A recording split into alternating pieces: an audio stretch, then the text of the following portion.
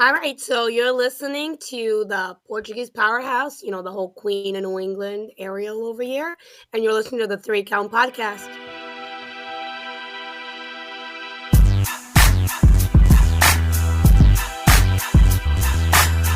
Welcome everyone to another great edition of the Three Count Podcast presents Now Entering, and I'm your host, Clifford Red Dog Miller, the man that leads you up that mountain called wrestling.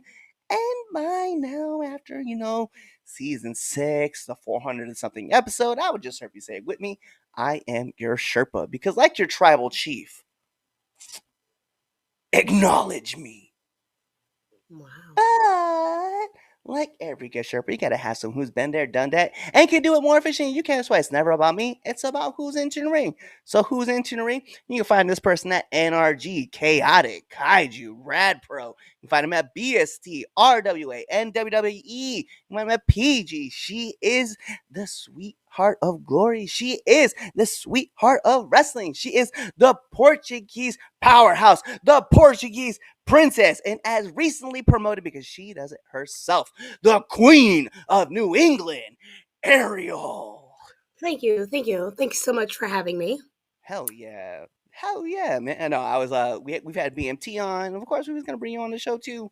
And I was like, yo, this will be a blast because the first time we met was kind of, well, we actually met a few times, but the first real conversation we had required me getting ice. Yes, it did. And you were very stubborn. I was. You sat there and told me, I don't need it. And the mama bear in me came out. And I was like, you need ice right now. And then the other part of you didn't know about that was I went to 3 different bar people. And I was like, I need ice for somebody. And he's like, I don't have a bag. I'm like, I don't know. Give me a plastic. I'll wrap it or something. And then they figured it out. And I got ice for your humongous egg on your head. Well, it was so funny because, in the match, all right, I was with Clip, and he hit me with the dusty elbow, right, and he came down and he hit me, and at first, I was like, I think I'm busted open, and I wasn't sure, so I'm sitting on my hands and knees, and in the match, you can see myself go like this, and out loud, out loud, I go, I got a lump. Fuck. And so then we ended up taking it home, and then the announcer ended up announcing me as the winner, and I was like, that's right, I won, I'm the winner, I won the match. And clearly I knew I lost, and so anyway, goes to that, and then he fixed it, and then I see Brian, and Brian Bayside was like, Jesus, bro. And I was like, what? I was like, was the match that bad? He's like, no, your head. I was like, what are you talking about? And I was like, oh, and then I saw you, and you were like, Jesus, are you okay? And I was like, is it that bad? It's like, it's fine. It was not fine. It was like you had literally, it would look like an Easter egg popping out of your head. It was insane. And I was like, no, you are not fine. You will put ice on this because it will help a little. I remember at first too, because I was like, nah, it's fine. And then at the moment I was like, you know what? Hey, I'm just gonna surrender this. I'm not gonna fight this. You're like, it's fine, sure. Let's go. And I'm glad you did, because hopefully it helped a little bit with the swelling. It did, and it was crazy though, because and then you saw it throughout the day, just kind of, I guess an hour later, it got even less and less, and I was like, I'm so glad that she refused to back down, because I was like, yeah, she definitely won this one. I'm a pro at putting ice on people, because I've had kids, I've had to hold down kids to try to put ice so it doesn't get worse. So I'm good. No worries. I got you. I appreciate it. Then we ran so we've actually run each other at Kaiju, and then we ran into each other at NWE. We most recently ran into each other at NRG, which was really cool. And then we get to sit back and chat it up. And then at that point I was like, yeah, of course I was telling BMT already that I had already wanted to bring you on the show. So it's got to be another opportunity. And I think I watched you guys work at Chaotic as well. I was at a show randomly up there too, and I saw you guys work, and I've been a fan of watching you guys just kind of do your thing, and I was like, I gotta find a way somehow to bring them on. So when I got the opportunity, I was like, yeah, I'm pulling the trigger and getting I love that. Yo, so let me ask, because I know you guys had taken some time off talking with BMT for a little bit, and then you guys wanted to get back into it, so you guys kind of rebranded this whole thing about y'all. So one, what was the motivation to bring you back into the business, right? And then two, like how was the Portuguese powerhouse and the Portuguese princess like brought about?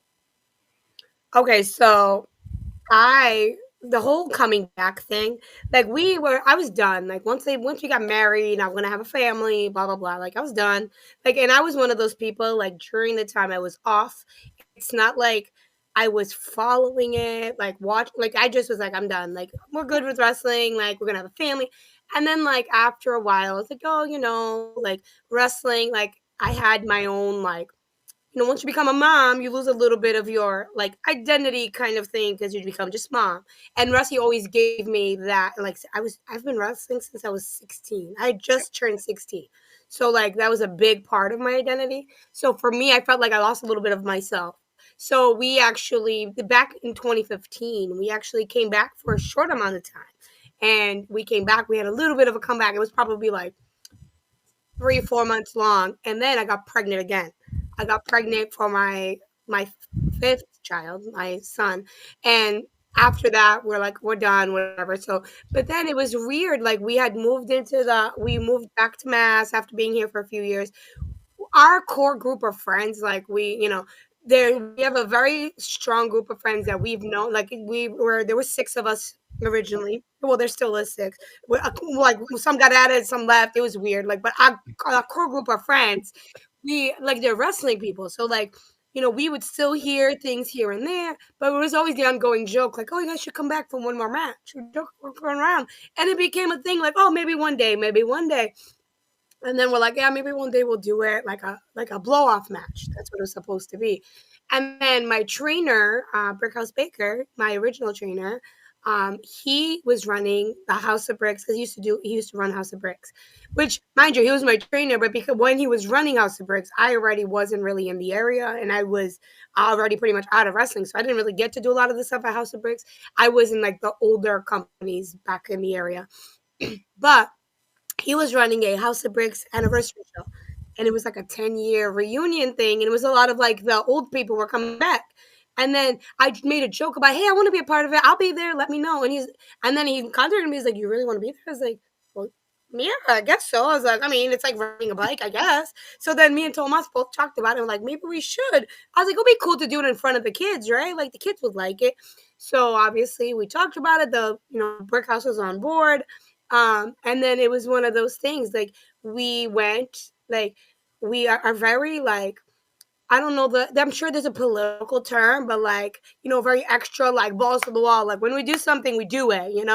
And we have a local friend, the ring, like we put a ring in our garage, we were training, we were doing all these things to make sure like if you're gonna come back and do a match, like we didn't want to have like look like crap, we don't want to Yeah. look like that. So we were like, we're gonna do it in front of the kids. And it was supposed to be a one-time match thing to be in front of the kids. And it was the cutest thing. My kids had signs like my mom can kick your mom's butt and all these cute things.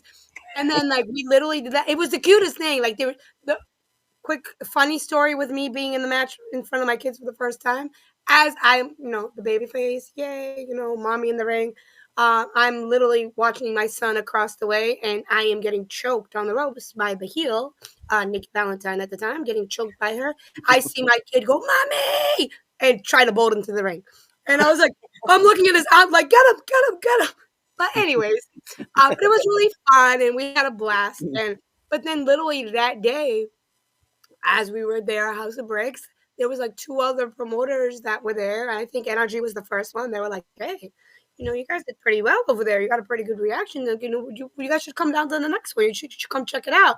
And since then, it's been almost every weekend. It became first. They always just going to be NRG because they're like literally 5 minutes away from, like, probably about 10 minutes if we like stop and get coffee from my Yeah. house. And then it turned into them, and then this person this, and this person that, and then it's just been an ongoing thing. So I mean, it was supposed to be just to be in front of the kids, but now we've become like almost like a wrestling family where like if my sister can't watch the kids, then we just kind of the kids come with us. Like all the promoters know the kids are coming and they have their own little area. So it's just now we're like a wrestling family. Yeah. Well, I think it's cool because, like, like for me, when I first got into the business, my daughter was 6 years old, 7 years old, and I think about like half the time that she's been alive, like I've been in the ring. Like she might have been a little bit older, but regardless, like a little over, a little under half of her life, I've been in the ring, like working, and it's Right, crazy to me think about that. Like she's been with me, she's been to a couple shows. You know, she hasn't been anything recently, but she's traveled. She's been on the road with me when I've gone to like there's a couple places that were like when I was living in Maryland, it was like an hour or two away, and then she'd just be in the car with me, and we just travel and we go have fun and wrestle, and then you know right. she was in a ring training for a little bit. She was Wow. killing it with a handstand bump. Like a lot of Nice, people, nice. yeah, a lot of people were tripped out that she was just like, yeah, I'm just gonna do this, and she just fall over. So every once in a while, like when she was feeling like up to it, I'd be like, hey, you want to come show these guys how it's done because they can't do a handstand. She was like, I okay. love that. So she coming into a bump and She's like, ready. She's ready. yeah. She's gonna So come in and I do had her, some I had her handstand hype. thing. It's awesome. But yeah, I thought it was cool that like I love when I get to see like people who have their kids with them and then the kids get involved. We were just talking about it like right before, and sorry Chaz, but my nephew Chase just sent me a video where he was like Cielo, miedo, and I was like, this is amazing. I was like, That's it's the so much fun. best. Like, Yeah, I have my kids, like, no matter where we are, like, even as a family, like, the whole Zero Miedo thing, like, just like when no matter where we are, if Roman Reigns songs play, we all acknowledge. No matter where we are, we all just stop. And it's the funniest thing. Like, even my like one or two of my kids, like they like wrestling, but they're not like I have two that love wrestling, like yeah, wrestling, like they'll watch it, they want to go to all the shows, they want to do everything. There's like another one. It's kind of like he'll kind of like wants to do more of his own thing, not really watch too much. There's yeah, one that could care less. She just sits there like, ugh, okay. But that one in particular, like those other things that we do, it's just part of the family, like knowledge and the zero miedo and like even the yeet thing. That's the new one. We all do it, and it becomes part of like the traditions between everybody, and it's awesome. yeah. I think that's if you can draw anything like to wrestling, and you can draw someone just based off of like a reaction and stuff like that. Like it's the best. Like I know, my daughter for the longest time, she when and this will tell you like how long ago it's been since she's watched wrestling, but she could quote the entire Enzo like promo like Yes. verbatim, and she was killing it. And I'm just that's saying, Enzo's gonna be at a show that I'm gonna be at soon, and I'm like pumped. I'm like, oh my god, I want him to do the whole spiel. I'm yes, like, he needs to do it because my kids remember that spiel, the whole being soft and whatever, all that yeah. stuff he says.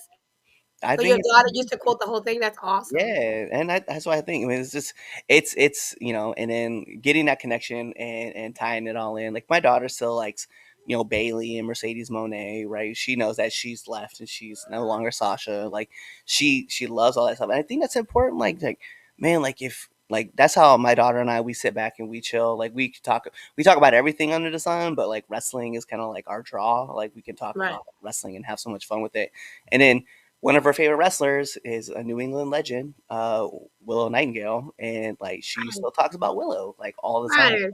Yeah, so it's cool. And then every once in a while, like we've had Willow on the podcast too. So every once in a while, I might shoot Willow a message from Kira that's like, "Hey, good luck tonight," and then you see I Willow love like send a heart back because she's got a heart of gold. She's an amazing of person. So course. yeah, And I think that's really cool. Like you said, it unites people in that way. Like for example, like in my house, like we like Mondays, it's Raw Day, and like Royal Rumble, like we literally do like how the people do like the pools, yeah, and like we do a thing where the kids pick all the numbers, and whoever wins gets a prize, and we have like the big pay per views. Like we do all those big.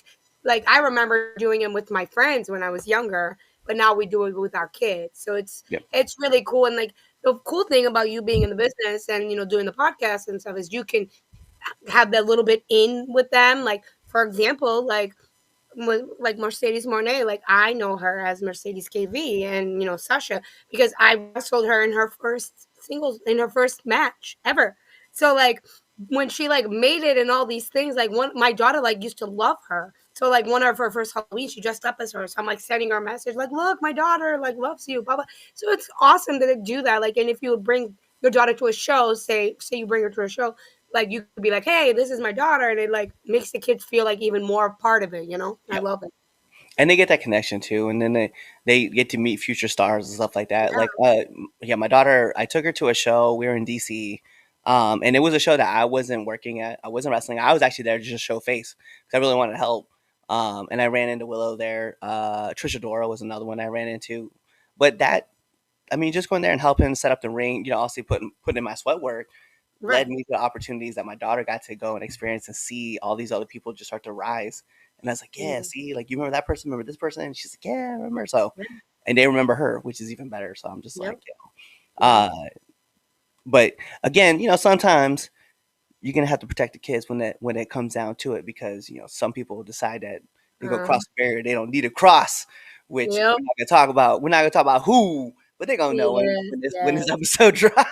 Yes, everybody knows. And and I will say very little about it simply because of the fact that I'm a big believer of bad press is press. And Yep. I don't like giving people press that they don't deserve.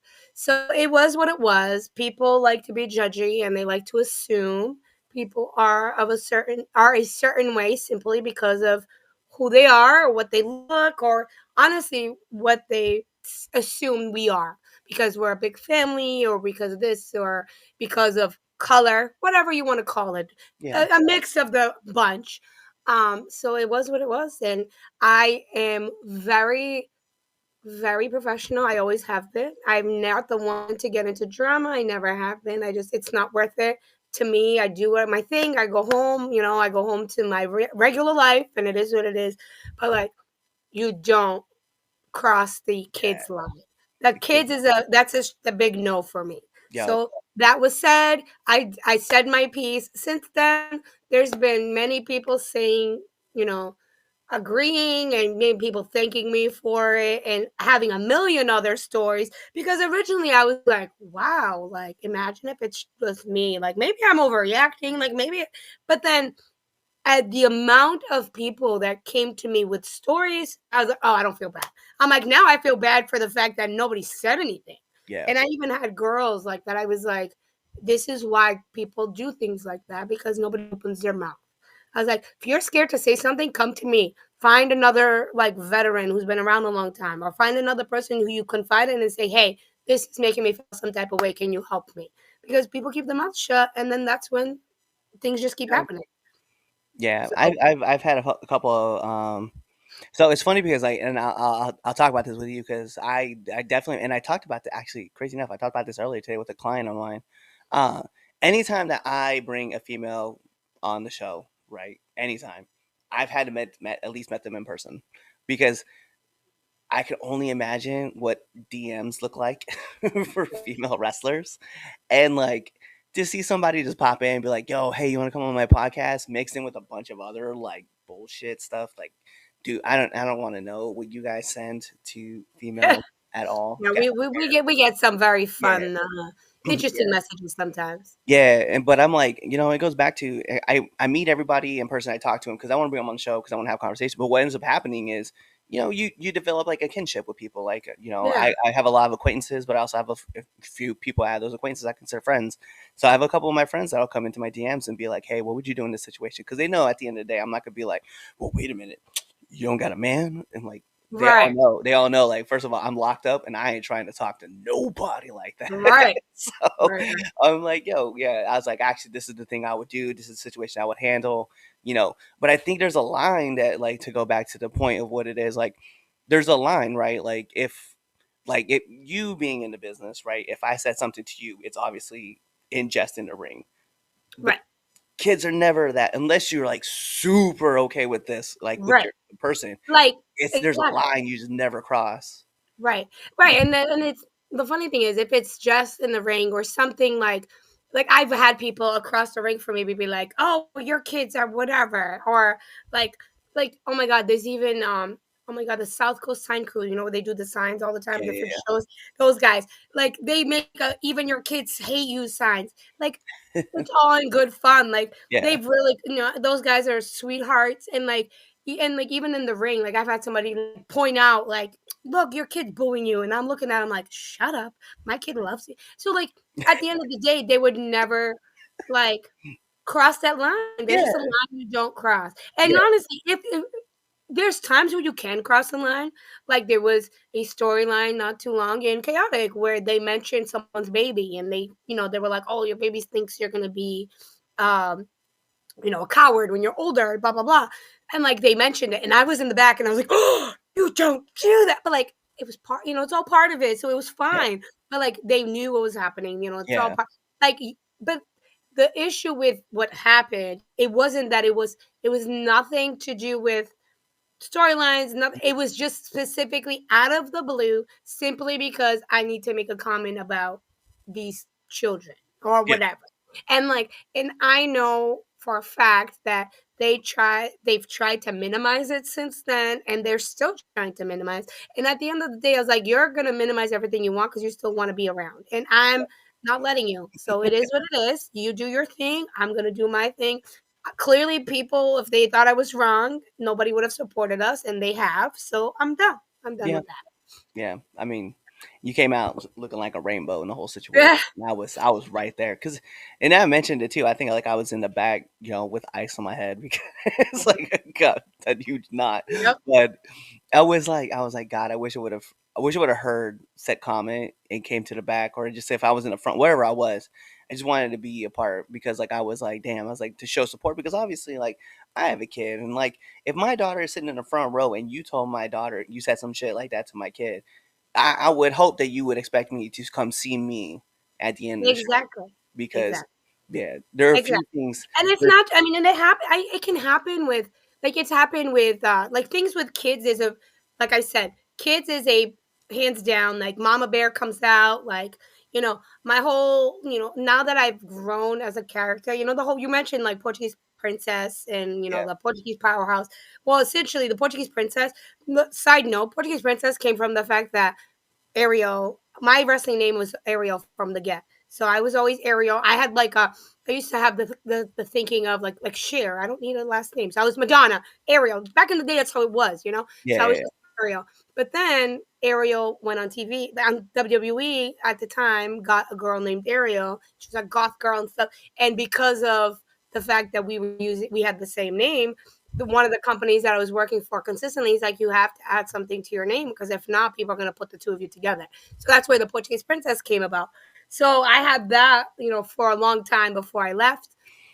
And then when I came back, it was okay. Well, I'm not really doing the princess thing anymore, especially because I say all the time, oh, I started doing the powerhouse thing because originally, like when I came back, I'm doing a little bit different. Like I do a lot more like suplexes and a lot bigger like power moves when I wasn't doing so much that before. So I right, went, oh, it's a Portuguese because I used to be the plus size powerhouse. And then I lost a little bit of weight since I left and came back. So I was like, oh, I'll be the, Portuguese powerhouse. I'll just mix the two together. But then we evolved into the whole Queen of New England because the Queen of New England thing was like a random thing. I was talking and then I was like, oh, please, I'm like the Queen of New England nowadays. And it like, my husband and I are big fans of a show. And it just kind of, I was like, oh, I'm like the Queen of New England. And then it became like, oh, well, on the show that we're talking about is the whole, mother of dragons and the mom and all that. And I was like, oh, that's my dragons are my babies. And then like yeah, and it just kind of all went together and then he's, the king and then it's just evolved to what it is. And now I tell people I'm like, I'm not the Portuguese princess anymore because now I'm a queen because I have princesses. I yeah, gave birth to princesses, so now I'm the queen. But it's just one of those things. Like as a character and all this stuff, I was like, I'm very, straight up, I joke around in the ring, I mess with the fans, I do whatever I do. But you do anything to do with my kids, the psycho comes out. Like Mother Bear comes out. And it happened like at a show not too long ago where a fan literally this mind you, it was an outdoor show. It was kind of crazy. I give them credit, like everybody kind of handled it afterwards, but everybody was like, oh my God, Ariel's gonna kill this person because I'm in the locker room and I get a text message from my oldest daughter that said, some lady is trying to hit my brother. And I was like, excuse me? And she's like, she's trying to hit him. And I was like, okay. I literally come out in the middle of this outdoor show where there's all these fans, full spandex, like was doing that. I come out, I'm like, oh, and my daughter's like right there. I was like, what? And I go, did you just touch my kid? And this lady is like, I didn't do anything. As soon as I said it, she's like, I didn't do anything. And I was like, why? I was like, you just touched. I flipped the hell out. And it was funny because as soon as I said it, all the fans near her, they're like, yeah, it was her. It was her. It was her. Like threw her right under the bus. And I was like, I don't know who the hell you think you are. I was like, don't touch my kid. Blah blah blah. And she said he was running around her. I was like, he's at an and afterwards. I was like, dude, he's at an outdoor show, and Yep. he's like 8. He's running around. He's bored. The show hasn't started yet. I was like, don't fucking put your hands on. Sorry, language. No, Don't you're put good. You're good. I was like, "Don't put your hands on my kids." So I like and like since then, like the promoter came and he handled it. Like my husband came out and he's like, "Babe, babe," and I was like, my husband's like, "Yo, if it's it's good for you, get out. She's gonna kill you, get out." And then she left and she hasn't been back since. But I was like, in what world is it acceptable? That's like me going to the park and a kid is running around, pissing me off, and I'm just gonna try to whack him because I just can't. I'm like, Yeah. no, like there's just lines you don't cross, and babies is one of those. Yep. 100%. 100%. Like I You can't. you hit on a note I want to hit on too, right? You talk about the evolution of your character, right? Yeah. What so like for Red Dog, like for me, right? I started off as like the super serious mercenary, where I was like, Mm, all no look, because I was former Air Force and I wanted to kind of include that into my character, but it just felt like forced and like unnatural for me to be like, hey, mm. let me talk like this all the time and just give the looks like I'm Clint Eastwood in a Western movie. So, Yeah. start talking more about like, yo, I'm upbeat and more fun because I have like the dark side of humor that I like to talk about and Mm. like these dark jokes. So I started like playing more into that, and then kind of like it evolved more into like this Deadpool kind of thing. And Yeah. even now, like I've kind of like morphed it back over to where he's kind of serious, but he still has the playful side to him. Right. And he's more like I'm happy being this like West Coast type mercenary where I'm just talking a lot of shit, uh, kind of like beating people down like Kendrick does Drake. But Yeah. I Yeah. want to where I'm looking is like what was your, because like you said, you start off as this princess and you came back as the Portuguese powerhouse and now you're the queen. Like each iteration that came through, right? How was the evolution process thought about outside of like God? Outside of how it all kind of came Yeah, together. yeah. Outside of, Yeah. because the show that we're talking about with dragons is Game of Thrones. For those who haven't Yes. picked it up yet, Yeah. yeah. I thought you said God, and I was like, I said did God, we? yeah, God. Yeah, God. Okay. In my head, I was like, are we talking religion right now? My bad. I, and mind you, and I don't know if you don't know this, but I'm partially deaf. So I was like, wait, did I hear the wrong thing? I really am. You'll see me tell people like this is my good ear. But anyway, yeah, so yeah, it evolutionized. Maybe that's not a word. It eventually evolved into like the whole Game of Thrones thing because it became such a big part of like my husband and I's we just love it, and like we just love how like the kingdom and the dynamic and how they're so passionate about the family and everything else. So it just kind of worked where because we're a wrestling family, and then not only that, we also have essentially because we left and came back, we're at a like different level than a lot of these kids, not kids, all these younger wrestlers because like they don't know who we are, but it's like you don't know who we are, but you should. Yeah, Like, if you did your homework, you'd know. Like, there's been a lot of people who are like, you don't know who that is, but you should pay attention. If you watched old videos, you'd know who they are. So like having that, it's almost like, well, we're the king and queen. You just haven't been paying attention. Like, if you had known what's going on around here, you would know. So like for me, I will say that I love the fact of what it evolved to because a long time ago, I did love, the whole because before I was like the bubbly, like, yay. Almost seriously, there's been people that have told me Bailey evolved, you know, came after my character in the sense that people are like, oh, Bailey is Ariel on TV. Like, because hey, literally I used to come out, I used to hug people. Like, that was a big thing. But I mean, I'm glad. Great. Whatever. But so that was my whole character, like cheesy, all that. And I was always the never say die baby face, and I love it. That was always a huge part of me. But as I evolved, came back and all this, I think I don't know what interview I saw it once. Somebody said that your character, is always gonna work the best when you take you and you bring it up to an 11. So like, I could try to play this character or that character, whatever, but like what I do now, like I just like I say the queen, but in reality, like I'm the queen of my house. Like I'm the queen of my household. Like I'm the queen. Like the mom is the queen. So that's kind of where that comes from. It's just me. It's just Hannah at and 11. So if you take me and how I am with my kids and around everybody around, that's kind of like what the character is. So it just kind of worked that, royalty kind of goes along with it. And like, my husband's on the same level where he just like I got to do a lot of the traveling. He did a lot of the local stuff, but I got to do a lot of traveling because I was a lot younger, like before we even met. But like just has a lot to prove, and even though he's older than a lot of these younger, I'm like I tell him all the time, I'm like you don't have anything to prove, but like all you got to do is your work shows in the ring, and sure enough, it does every single time. So it's just people paid attention, they'd see it, and it's just the characters. We just we're very like we said before, we're very extra. So when we go, we go. So we do the royalty thing. So we're like, all right, we're gonna, evolve the character, the look, start talking. Like a lot of the things that we do has the royalty aspect to it. Our gear has, the royal elements. Like we talk about dragons. Granted, a lot of people know it goes along with Game of Thrones and it's kind of or like a House of the Dragon. So people know it's a mix of the two, but we just kind of take it and like, tweak it for our own way, and that's all you can do. Even when you come out with Letterman jackets that are matching, because I Yes, would be, yeah, that was fly. I saw. I love it. Yes, I love the Letterman jackets, yep. I Yeah, was telling him, I think, like, for because like, certain, because we have, like, what we call the more monarchy gear, like, those are the ones that we like the bigger matches, we use, like, the full-blown with the big robes and everything else. I was telling him, I was like, "We need to get, like, a mix between the robes and the Letterman jackets, like, together and get those for, like, the in-between shows." yeah, Yeah.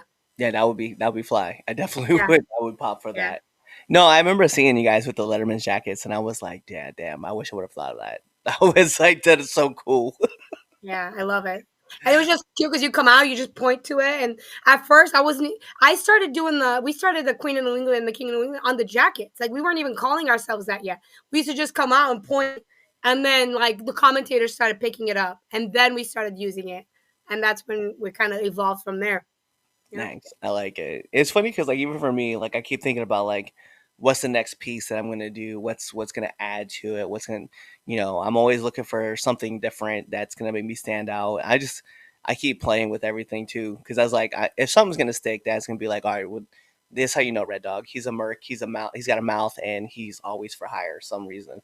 And Right. he's got these ridiculous promos that he does. Like I find more and more stuff that I'm like, I like doing this thing. I'm gonna do it again. So I tell all the new people, whatever you're having fun with is going to be your best bet mm, because, like, at least now my wrestling has changed in the sense that I did used to do a lot more like moves and a lot more I don't even know the word, like physical type stuff. yeah. And like now I do a lot more character stuff. I can do the physical things, but it's just I'm having a lot more fun. Like those fans paid $25 to sit in the front row. And like I remember when I was a fan, I used to sit there and I used to like clap and scream and one wrestler would look at me and point and I'd be like, "Oh my god, he saw me. That was the best thing in the world." So like for me, like I want to do that. Like I love doing that for fans. So like I'll be in the middle of the ring and I'm supposed before match starts and I'm doing my shtick and somebody will yell something across the way and I'm like, I heard that and I'll scream and like I could see in their face like, oh my god, she just called me out. And like that's my favorite part. Like so like little things like that. And even like messing with the wrestlers. Like I think that's why, BMT and I have not gotten like popular, but like a lot of people like they're like, oh, they can go in the ring, but like we make people laugh with our ridiculousness sometimes, because we're having fun. Yeah. Like it's not like we're gonna go out there and be, we're there to entertain you. So whether it's with our moves or whatever, but at the end of the day, like you paid a ticket to watch me, I want to keep you entertained and make you come back.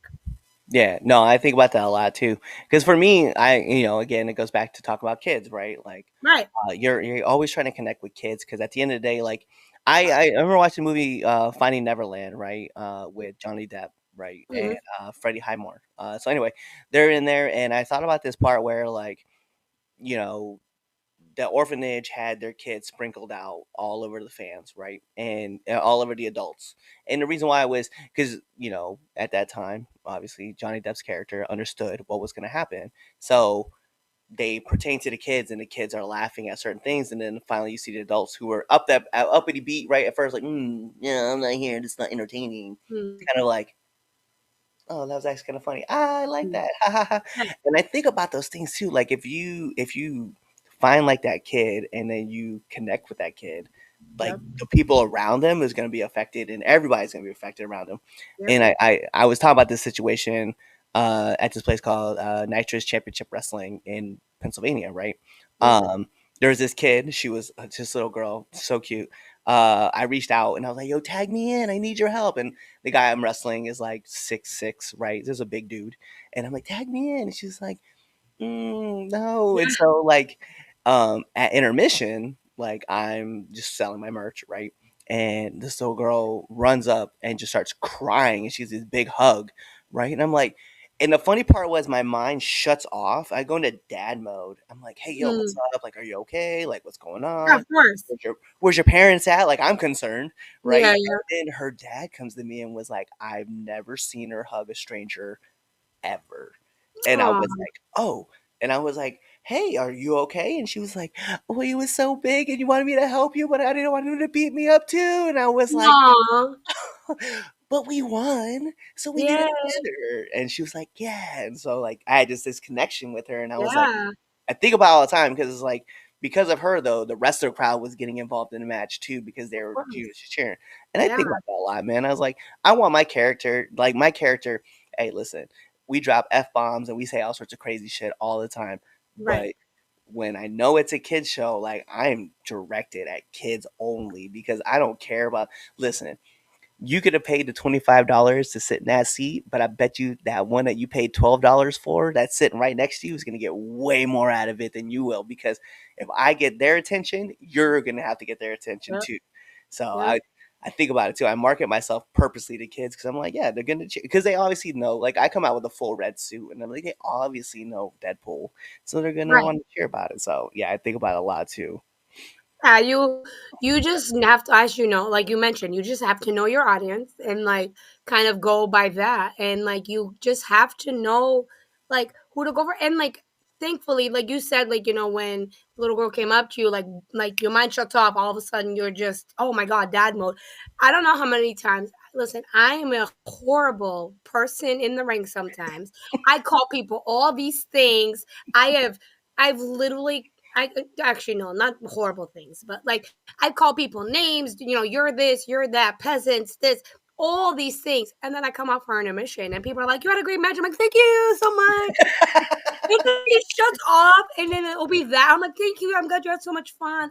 And like at the end of the day, like this, like Thomas, BMT and I would talk about it all the time, where like it's just the world we're in nowadays that like people know you're playing Yeah. a character, and then when it's time to come, like you're gonna come look at my merch and whatever else, it's like I'll still play my part if people come over and they're like, "Oh, you really suck," and they're talking to me as my character. Then I do it back. But if they come over and they're like, "Hey," like I just had a show last weekend where they were like, "Hey, the snow's gonna be really bad driving home. Like, how bad is your hike? Where you guys, where you coming out of?" And like it was funny because the guy next door is like, "Oh, they're far, blah blah blah," and like somebody's like, "They're from Chicago," because our characters are from Chicago because it's like a married with children type thing. Yeah. But then I was like, "Yes, we're from Chicago." I was like, "But in reality, we're from Southeast New England, and we have like an hour and a half drive, but we'll be okay. We're gonna drive slow." So like, it's just fans. You build that connection with them, and Yep. and it's just kids will completely. I don't care. Like I've been like full blown heel mode, like you suck, blah blah blah, and then a kid comes over and they're like, tag, and I'm like, and then I walk away and do my thing. I mean, it is what it is. Like, it's that thing like people say, like, if a toddler hands you a telephone, you answer it. Yeah. You know, it's the same thing with wrestling. Like, yes, absolutely, still play your character, but like if WWE wrestlers, they can go to FenFest and like build FenFest or whatever, all the meet and greets they do, and like and have that like connection with fans. Like we can do that on an independent level, and it's not. And the fans usually are pretty good about it. I on Sunday I just had a show and we left early because of the snow because we had to go pick up the babies. So we literally were like, okay, the show is ending. As I'm leaving, I have my hood on, like I'm trying to like hide from everybody, and like this fan who was heckling me the whole time, telling me not my queen, and you like literally you suck and you're this, and like she called me a tramp at some point, like literally everything under the sun while I was in the ring. As I'm leaving, I saw her like look at me and wave, and I was like, I made a face as I was walking away. And then I stopped for a second to say bye to somebody, and then this lady came beelining over to me and gave me a hug and goes, "You guys were so awesome." I was like, "Oh, thank you." She goes, "No, really, you were great. You were my favorite." She goes, "It was so much fun." I was like, she goes, "You guys are the best." I was like, "Oh, thank you so much. Have a wonderful night." And then she went back to her seat like nothing happened. I was like, fans are so funny sometimes. Yep. I had Yeah, it was one awesome. lady. I remember I was working heel, and I had this one lady who was just talking shit. The moment I came out the curtain with my friends, she was talking Yeah. shit. And I was like, "Oh yeah, you the type of person, you and I, we wouldn't have that energy too." And so when we won the match, I remember walking away and she's like, "You guys cheated." I was like, "Who are you calling a cheater? Your husband's sitting right next to you on Tinder." And she Ye looked down, she looked back at me, I was like, "Gotcha." And I walked away. I love that.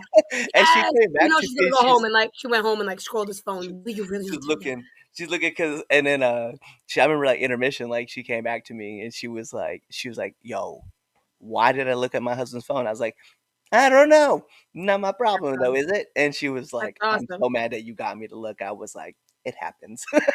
Yes. That's the best. Oh man. Yo, so everybody has one of these. I gotta ask you too, what's yours? But what is the worst bump you've taken? Worst bump that I've taken. So I will tell you this. I was telling BMT before I came on this thing. Uh, my memory is really bad. You know, it's been a lot, like a lot over the years and stuff. Like, so now when I think about it, I know for sure, the Mexican rings are like obnoxiously stiff. So like they were really hard to bump in, which is why Mexican wrestlers, luchadors, what do you want to call it? They don't bump, they roll. They don't want to bump because the rings suck. Um, those, though, and even like Japan, their ring was pretty tough, but Mexico was definitely worse because Mm, it was like no give at all. But I yeah, think like full blown like bump wise, I don't like I've never really had like a crazy like bump story, I don't yeah, think. Like I'm trying to think like I've never gone like I've gone through like a door before. Um I've broken things and stuff, but I've never had like a crazy bump, thank God. yeah. Um Nothing like that. You know, I'm wrestle on a boring. futon once. Yeah, on a futon. And oh Yeah. my God, that futon hurt so bad. I hurt my ankle on it. Cause Yeah, like well, when I what's hit the funny? ankle, like when I did the finishing thing, I like whacked my ankle on it and it hurt so bad. I so when I watched it and I saw you hit the pile driver on the futon, I was like, I saw like because on the camera side that you can see, I saw your foot go straight out, and I was like, I know there's a bar right there, Yes, and it I hurt so figured bad. Afterwards, I was like, "Oh my God." I was like, "Oh my God." And like I had a bruise and everything. I was like, "It was terrible." And BMT was like, "Stop being a baby. I'm the one who lost." I'm like, "It hurt. It was metal. It hurt." it Yes. metal against my bone. Yeah, Yes. Yes. no. All right. So outside of that, I'm gonna ask you this question. It's my favorite question. I ask a lot of people on here before we jump into my favorite segment of the Three Count Podcast, which is everybody has got one of these things that they've also needed to learn. But what's the hardest lesson you've had to learn being in the business? Hardest lesson I've had to learn. I think this is kind of a sad one. It's not really like a fun one. It's just the fact that not everybody has the best interest for you. People will gladly, unfortunately, at the end of the day, it's a business. We don't call it a business as much anymore, but it is, and people will. You have to be very, very thick-skinned, and I learned that one the hard way. Uh, because I'm also before all the movements and before a lot of things were put in place and all that. Thankfully, I was always a little sister, and I had a lot of people behind me, which was wonderful. So thankfully, I did have a lot of people supporting me in the sense where nothing really bad happened to me. But like mentally, you have to be very, very strong and like thick skinned because like anybody coming in, I tell people, listen, people are going to tell you a million and one things. Everybody's going to say this, say this, say this. Take everything with a grain of salt, and use what you think is going to be best for you, because everybody knows everything, and some people will tell you certain things and then just try to push on, like take your spot essentially. Yeah. So I think that was kind of like the biggest, like, hardest thing that I kind of dealt with, because I mean I was in wrestling since I was like 16. So like that might have been something that I learned in life, period, and wrestling because and because who was it? There was a WE guy that made a big thing about it, and he's right. Oh, Cody. It was Cody, of course. Where he said like it's a very like ego like look business, and it is like at the end of the day, like you're in small clothes being judged by people. They expect you to look a certain way and blah blah blah. So like as a girl in the business, like girls, as you're getting older, your weight fluctuates, and you look a certain way, and people don't like this, people don't like that, and like that was really hard to deal with. So like even my, like, I have one of my daughters loves wrestling, and I tell her all the time, like, if you ever decide to go into it, keep in mind, I was like, it's like being an actress. People are going to talk about you. People are going to say what you are. I'm like, you have to be thick-skinned, know who you are, screw everybody else. Yeah. Yeah. So, And then also, like, that's why I what I love about the business too is that those who are in the business like understand, like, hey, listen, like, we get it, so we hear what you, we're gonna give you critiques, but we're gonna give you critiques. We're not giving you criticisms, we're not putting you down, we just want to right, help build you up. And I think about a lot of those things too, because like even for me, like I look at pictures of myself and I see myself and I'm like, damn bro, like you gotta lose, you got some stuff you gotta right. get rid of, you gotta add this, you gotta add that, like um yeah, this business is definitely like egocentric towards looks. Like Yes, we very all much so. have, yeah, we Yeah, all.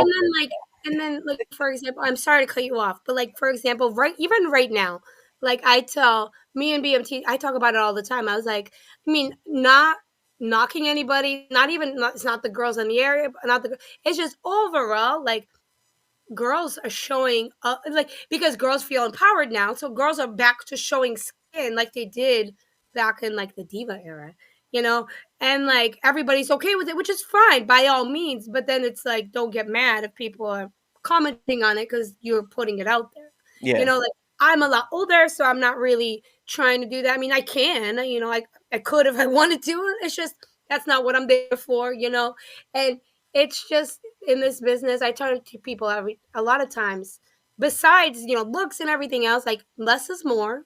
I'm sure you've heard that a million times. I learned that from my trainers. Brickhouse Baker, Jose Perez was a big, helper, mentor, trainer, the two of them, had a big uh, oh my god, what's the word? Big thing with me. Like, they helped me with a lot, with both mentally and the yeah, ring and everything else. Spot there with me. And they always told me less is more. He's like, there's gonna be girls who are gonna do a million and one things and nobody's gonna remember them. There's no need. Like, you can be half naked, do 25 million moves, and yeah, people are gonna remember you for those 2 seconds, but as soon as they walk out the ring, they're not gonna remember. You do less, you connect with the fans, and you show who you truly are. And let me tell you, I just had this conversation. You could, I mean, if you, when you see BMT, ask him. I literally just had the conversation. I looked at one of the people I wrestled, and I said, I did 3 moves in that match, and the whole time, every fan was either booing me or cheering against me, and literally calling me names at the end. Like, when I lost, it was like, whoa, like, it was the greatest thing ever. And when we lost, because it was a tag match. And I looked at my husband, and I was like, do you see? Like, we don't have to do a million and one things, and they remember us, yep. you know? I think about that a lot too. It's like, even for me, like, yeah, sure, I can do a lot of stuff. I just choose not to. Like, You don't have to. yeah, it's like I was just talking about this on the podcast, actually, probably in the previous episode. You guys probably check this out. In one of my matches, I literally hit John Cena's 5 moves of doom, and the crowd exploded. And it's like, if I only have to do 5 moves, why am I trying to like do like a million of them? Like, it's not Right. necessary. Like, if it's well placed, it's put in the right spots. Like, Exactly. the crowd's gonna pop for it. So I think about that a lot when I put together matches. I have a lot of people who tell me, they're like, "Hey, I like to hit, this 450 splash with a Phoenix Falcon arrow as Well, well," and I'm like, "Nope, not yeah, doing it. none of that. Yeah. We punches and kicks.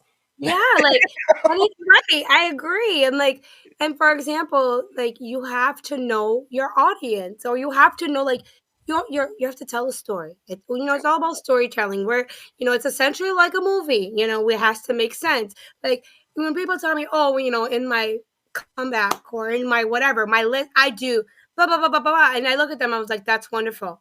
But if in this match I've been working your back or your, like, the body parts, BMT does more of the working of the body part, but I come in, I do the heat usually with it. But like, if we're doing something like that, and then your comeback is you come out and you do a million things that involves your back or your leg that we've been working, that doesn't make sense. So now you got to tweak your comeback. You know, People just, automatically it's, well, I do that. I'm like, that's wonderful. And then I'm old school.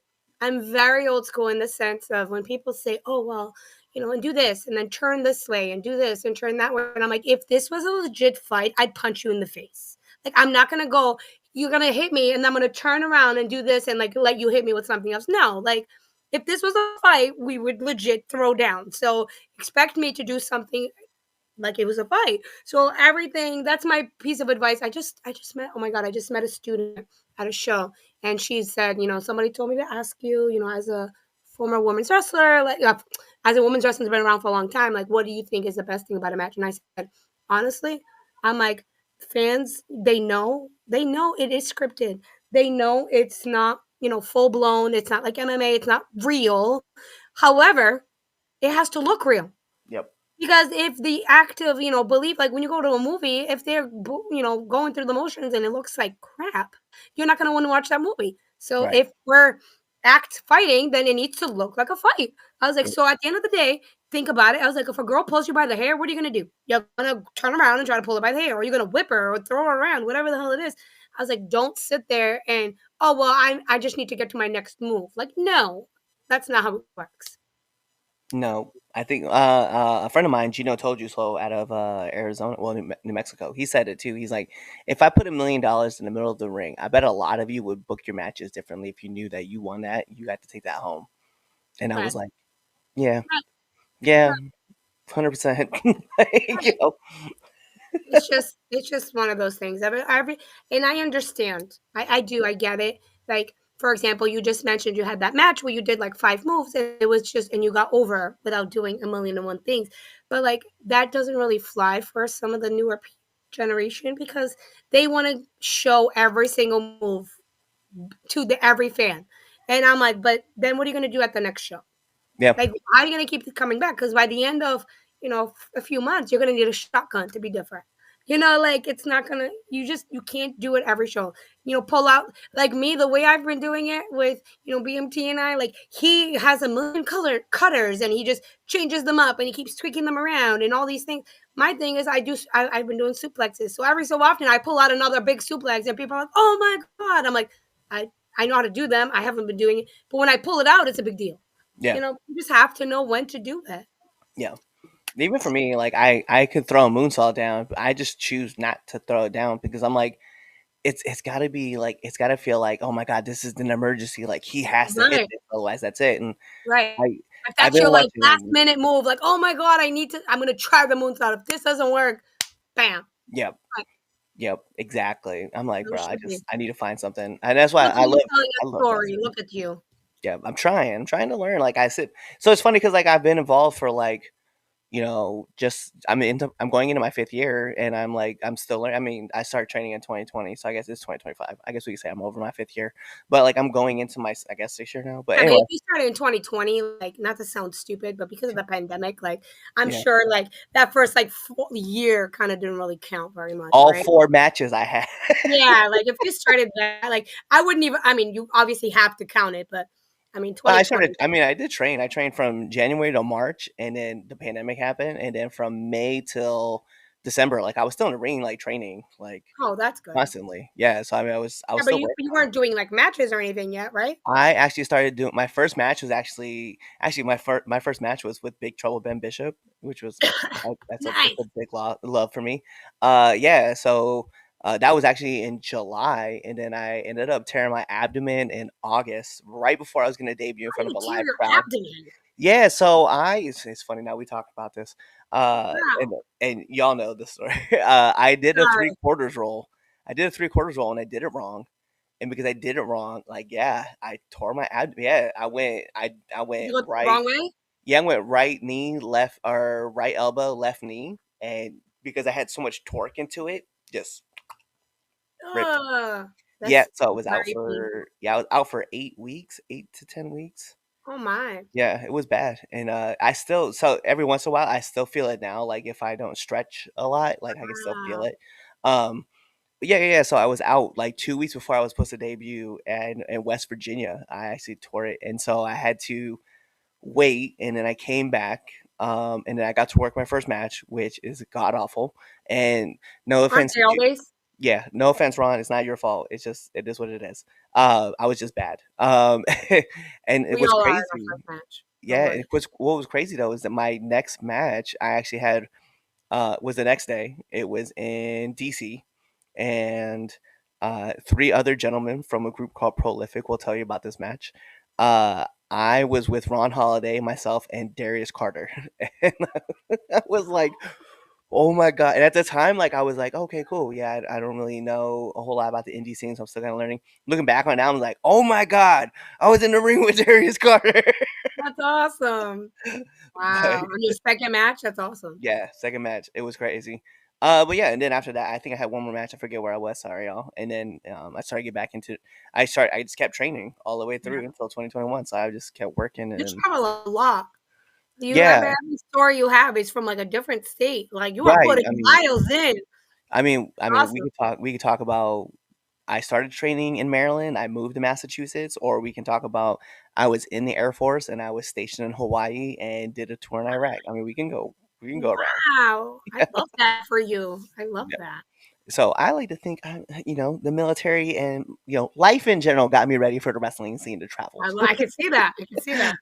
Hey, so we're gonna get to my favorite part of the 3 Count podcast, which is the 3 Count podcast, 10 count questions. And Queen Ariel, this is how it works. I'm gonna fire off 10 questions at you rapid fast, and whatever your answer is, that is your answer. Oh god. Go ahead. Yep. So we're gonna put on the imaginary timer for added pressure. Oh god. Added pressure. I don't like Bing! pressure. Yep. And in the words of my favorite commentator, Mike Goldberg, here we go. SmackDown or Raw? Raw. Favorite movie? Notebook. Great pick. Marvel or DC? Marvel. Favorite TV show? Dateline. I like it. Lord of the Rings or Game of Thrones? Game of Thrones all day. Favorite cartoon? Gem from Let's the go. 80s. Apple or Android? Apple. Favorite podcast? Right now, you. I honestly I don't listen to many. I'm very bad with them, so you. We'll go I'll with that. take it. Yes. Nominate one person that you want to see on this podcast. Stephen Lust. I'm in. Stephen Yeah, Lust is wonderful. He is a sweetheart of a person. He's my son's favorite wrestler, my youngest son's favorite wrestler, and he's a great character. And I think he'd be a good addition for you for sure. I like it because he's definitely. I've worked him before, and then we started running into. We ran into each other at NRG. He was like, "Oh my god, Red Dog! Holy Yeah, shit, bro!" yeah. I saw him when we came back. He was one of the first people. Like I have this thing with Tomas where I'll look at him and I'm like, Bim. I'm like, he gets it. I'm like, he gets it. And Stephen Lust was the first one I said that for when I once we came back. Nice. And then last but not least, my favorite question I ask every single person who comes on this podcast. Favorite curse word? The F word. It's got to be. It has to be. And the funny thing is, for many years, I'd never said it, and then it's just become so part of it. It's just, yeah. A lot of people like apologize whenever they cursing around my daughter, and I'm like, listen, her mom is from Massachusetts. Her father was former military. There's nothing that you can say around my daughter that she Hmm. has not already heard Yep. from me or her. Yep. Yeah, my husband is BMT. And he drops them in the ring sometimes, and I'm always like, "Family show," and then he'll be like, "Oh, sorry." So, yeah, and my kids are trained to the fact that besides here and there where we'll have a slip up, but for the most part, they're trained to know you can hear it, but you can't repeat it. Yeah. So, Do as I say, not as I do. Oh no, like so I definitely, I always try to mess with my daughter like the best I How old's can. your daughter? I know you said it, but I'm She's 13. She turns 14 13 here now. soon. Yeah, yeah, Wow. yeah. So I'll be every once in a while I'll be like, nah, man, it's cool. Hey, listen, like, hey, mom's at work, ain't nobody else in here in the house. Go on, say what you want to say. And then the one time I got her, she was just like, she's like, ah, just fucking bullshit. I was like, I'm telling mom. I'm telling mom right now. Yes, I'm calling her. I'm calling her You right did it. now. I'm telling her what you said. Yes, I She's like, love what you that. said I could say. So funny. I love that. All right, but listen, those are all my questions I have for you. So the last thing I need you to do is let our listeners and our viewers know where they can find you. You can find me on all the socials. Look up Portuguese Powerhouse. You can go to PortuguesePowerhouse.com, and that has usually the links to it. But besides that, you can find me on Instagram. Um, it's either Portuguese Powerhouse or it's Powerhouse Ariel, because I think on X, Twitter, whatever it's called nowadays, it's that. Um, you can find me on Facebook, all of the socials. I'm there. You can find me. You can find me on all over, BMTs as well. So usually where he is, I am. So you can find us anywhere. Look for the Yeah, monarchy. You'll find us. that's what I'm talking Kind of, about. Look, we're kind of, in your face. So you don't really have a choice but to see us. bet. Well, like she gave you her handle. She told you where you could find her. She even told you if you look at the monarchy, you're gonna find her too. You're gonna find them all over the place. So, like every great part of a wrestling match, we gotta take this home because this is a 3 Count Podcast with this now entering, and I'm your host, Clifford Red Dog Miller, man, that continues to lead you up that mountain called wrestling. And like I said, man, like it's never about me, it's about who's entering. So who's entering? You see her right there, the Queen of New England, Ariel herself, and you know what that means. Tune in to the next episode, or be there, or you're legitimately subscribed to all of our YouTube channels. You're following us on Spotify. You're checking us out on Amazon Music, or even listening to us on that dumb app with the stupid jingle that goes iHeartRadio or whatever it is. Right? You're buying our merch on foryourwear.com, or even picking up our merch on prowrestlingtees.com. You're leaving comments about us, your likes about us, you're sharing this with your mom, your dad, your brothers, your sisters, your aunties, your uncles, your best friends, your cousins, and your enemies, because we love haters too. You're doing all that stuff, or really you're just kind of waiting for this episode to end. You're waiting for the outro, and you're choosing another episode to listen to. Kawaii. What's up? It is your friendly neighborhood Red Dog, and thank you for checking out this episode of the 3 Count Podcast. Whether that was Chaz Friends, Red Dog Friends, Damien Friends, The Films Lounge, Now Into the Ring, Now Entering 201, or Now Returning to the Ring, all those good episodes, you should really be liking, commenting, and even sharing this with your friends, family, whoever it may be. But what you all should be doing is checking us out on all of our social media platforms at 3 Count Pod, whether that's on IG, Twitch, you can check us out on Threads, whatever it may be. And if you go check us out on X, it is 3count_pod. Check us out on YouTube, as well as Facebook, on Rumble, on Apple Music, on Spotify, all those fun things. Tell your mom about us, your dad about us, your aunties, your uncles, your brothers, your sisters, your cousins, and your best friends and your enemies, because we love haters too. Do all that stuff. And then, last but not least, buy our merch on foryourwear.com or prowrestlingtees.com. Kawaii.